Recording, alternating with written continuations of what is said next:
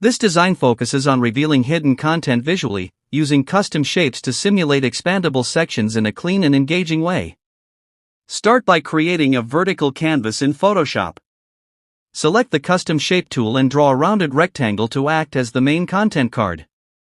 Set a calm background color for readability. Duplicate the card and place the duplicate slightly below to suggest hidden content. Now add a down arrow custom shape at the bottom of the top card, resizing it to feel clickable. Highlight the top card by slightly increasing brightness. Use the Type tool to add a title and a short preview sentence, while placing longer text inside the lower card. Apply a soft drop shadow to the top card only. Zoom out in preview. The reveal effect now looks